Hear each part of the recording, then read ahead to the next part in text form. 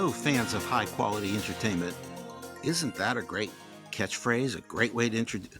It sounds familiar. Somebody else might have that as their catchphrase. I'll have to look that up.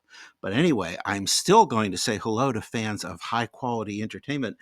I am sitting in my home in front of 3 binders full of Sparks fan club newsletters going all the way back to 1974. And I am so excited because we are going to talk today to Jo Seeger, who's going to talk about her love of the newsletter, what it meant to her growing up. She called it her Bible in terms of how she felt about Sparks and the information she was able to get from them about the band. But she also tells an amazing story about when she met Mary Martin, who was the person behind the newsletter for so many years. So we are going to talk to Jo Seeger, and the reason I'm coming on and with my 3 binders full of newsletters is because this was going to be a special edition with 3 guests talking about the newsletter, bringing different perspectives. But Jo is so great. I decided that's just an episode unto itself. I'm going to save the other 2. It's Madeline Beccaro and Jim Wilson and a special guest. So do not go far. I had so much fun talking to Jo. And when she told the story, I figured, let's just get it out there. It's classic. As for me, I'm going to catch up on all my reading. And one of the points that we hear over and over when we talk about the newsletters is that it's basically a biography of the band, told from a certain perspective, to be sure, but it is a biography and it's amazing. And I love reading it. And I pulled out one of the early issues for you. This was Sparks Flashes, Volume 2, Number 2, March 1975. And you can see what a simple thing it was and how it was really a collection of articles that were put together, but it had such a homegrown feel. It was so organic and so wonderful. And Mary Martin did such a great job of keeping us informed. And it's so much fun talking about the newsletters. And here, just before I sign off and hand it over to Jo, I'm going to read you something from the prior issue. This is the Record World Single Picks Sparks. Talent is an asset. Group currently bidding the LP charts. Kimono My House makes a sprightly stab at a top 40 invitation. Their chief asset is an outrageously good time outlook. That's what it says. It's great stuff. It's so cool to go back and just immerse myself in all this. But hey, that's enough of me talking. Let's get to Jo. Let's hear her story about what the newsletter meant to her and how she met Mary Martin. And now I'm going to talk to someone that I have known for many years who I consider a great friend, and that is Jo Seeger. And Hello. Jo is a longtime fan of the band, like myself, and one of the things that we discovered we had in common years and years ago was that we both loved getting that newsletter in the mail. It seemed to follow you wherever you went. It did. But I'm going to go ahead and turn to Jo. So first, Jo, welcome to the show. Thank you. Glad to be here. Let me just start out. You have called the newsletter your Bible growing up. And so Yes. I always found that to be a great phrase. What do you mean? Well, once I found Sparks in March of 1975, I got the album, Kimono My House, and I saw the fan club address, and I immediately wrote them that day, like March 18th, 1975. I mean, something weird. I mean, I remember the date. That I'm is sorry. amazing. Yeah. And so I wrote to Mary Martin, and I got the newsletter. And it was great. I mean, I got the first issue was volume 2, number 3. I had to go back. I have all the newsletters and binders, going back, and that was the first one I got. And I remember looking through that, and then I bought the first 4 albums, right? So after I got through that, I think I had so much energy and love about Sparks that I pestered poor Mary Martin with writing to her almost every day until the next newsletter came out. Wow. And yeah, at one point, I mean, I sent Ron mustache combs and little pianos. I mean, I was 18, 17, 18. So I didn't know anything about anything. So he's a guy, he plays piano, has a mustache, it's a mustache comb. You know, I don't even know where I found that, but I would send him that and I would write her letters. And then I decided to send her typed up little, well, you probably can't see it, questionnaires that I Uh-huh. would leave space for and a self-addressed stamp envelope, and she would mail them back to me. She always got back. She did, and I loved her little notes in all the newsletter editions, right? And if it was a little late or something, I even have some of the, how they would have little order forms for all their stuff. But I remember signing up for the newsletter for 5 years at a time. Talk about, I mean, I have all the newsletters, and I moved. I became a fan in Denver, Colorado. Then I went to college for a little while, and so I remember changing my address so I could get the newsletter there. And then I came back home so that I get it back. And then I moved to San Francisco and we moved a couple places. So I kept changing my address and names a couple of times as well.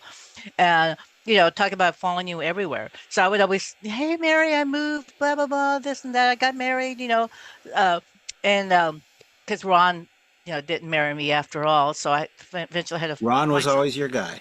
He was my guy. I remember one of the questions I would ask, besides, I asked several times and never really got an answer, is what kind of pajamas do they wear? Oh, I'll keep forgetting to ask them, or what does Ron look for in a girl? Intelligence. However, it varies from time to time. I'm like, so I'd ask these silly questions and get these crazy answers. And I asked her uh, how she became so lucky to be the fan club president. She goes, I guess I'm lucky. Plus, I've known them from the beginning. Now we all know what that really meant. At the time, I went, wow, that's so cool. Because I used to think that little picture, that blonde young lady was Mary Martin. What And I blonde young found lady? Who's the there, blonde? there was a couple of newsletters that had a little picture of a pretty lady with long hair, very young, pretty girl. So I used to think that was Mary Martin. Hmm. I was so gullible. But I mean, would get the newsletter faithfully. It would tell me all the shows they played that never came to Denver when I lived there. I remember they almost came to a small college. They didn't though, and so she sent me the program of that tour. So I have that. It's just she would send me little things and commiserate when I'm sorry that, they just didn't work out. Probably two people would have been there, at this little show. Would, So would you agree that maybe just really until Madeline took it over, maybe a little before, mhm. for all those years, it never really evolved much, No, it was very like hand typed, right? mimeographed. You could see things that she just pasted here and there. It was got a little bit better quality, but like I got the Right. back issues of the ones before it, and it was like copies of copies. So it's really bad. But it was just little tidbits. I mean, she managed to fill up a whole newsletter with like stuff. Sometimes articles, personal little things about them, where they ate. What they like to eat. I loved all that.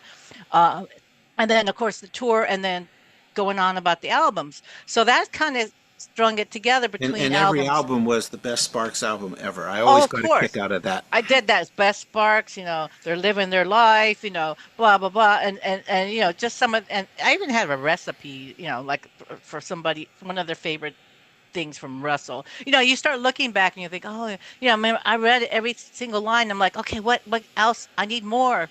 And those are the days where you had to wait for the next issue. You couldn't go online anywhere. There was no online then. That's how long back we go. And But even then, even you had to be able to separate the wheat from the chaff. You know, right, you right, never. There was always a little bit of a uncertainty about what they were really saying, but yeah, there's still a lot in there, a lot of substance in there, and you could yeah, almost write their biography from the perspective of the newsletter, which I always thought would be a kind of a neat idea. right. And everything they were working on, some things didn't come to fruition. Like remember Jock Tati, they were working with him. They had the song Confusion that came out of that. But just little things. So you think, okay, they've been busy, but not everything always comes to fruition. Or so I would get this newsletter faithfully. I wanted more fan club members to be in Colorado. I even signed up my aunt. She ended up liking them. At first, she was Mhm. like, "Oh, that's nice, dear," but I signed her up for 5 years. I remember saying, "Oh, Oh thank my you." Yeah, goodness. I remember. I saw a note from Mary Martin. Oh yes, your aunt's newsletter should be in the mail. I'm like, oh my God, I forgot I did that. Isn't it great how she always answered you? She She did. always found time to answer you. She'd write little notes on when I would buy something, little notes on all the receipts or Yeah. the edges of newsletter, or throw something in, like I said, that program or just something. And it was just like it was so homespun. with a little mimeographed and things written out, marked out. But I loved it, So she was like my pen pal, Yeah. Mary Martin was, because I couldn't get, But I have all these newsletters that I wrote. Some of them I handwritten, and some of it I typed and left space. And she always, you know, would answer me silly questions I would answer. Yeah. And what was great, that period where they were working on My the Psychic Girl, and we didn't have any music, That was a, yeah, but dry period. Yeah. the fan club would still come out with something, like they're working here, they're doing this. So you knew they were still alive. They were still working on something. So that kind of, for me, I mean, people just said, oh, they broke up, they fell off the face of the earth. But for me, I knew they were working on something, and that's what the fan club held that together. Exactly. That's a great point. I never thought they broke up because of the Yeah, newsletter. If there weren't any newsletter, I would have assumed that, oh, they were done. I know. And I did meet Mary Martin in person, like in That's what I was wanting to 82. make sure we talked about Yeah, yeah, I met her, like when you met her. yes, my friends, I lived in San Francisco. My friends were in this group called Translator. My first husband was their sound man. They all knew I was a Sparks freak. So they were going to open for Sparks at Magic Mountain, right? So we all drove down. And I remember writing to Mary Martin leading up to it. I'm going to be there with my friend. I'm going to be backstage. I can't wait to meet you. Blah blah blah. And then I get there. I'm waiting around. I got to see the guys coming with all their little suits and stuff. And I was standing there in the hallway by myself, and they walked by, and they were all looking at me. And then Ron goes, "Hello," because he knew who I was, because they How had did he to. know who you were? Because I'm sure Mary Martin said there's going to be a girl.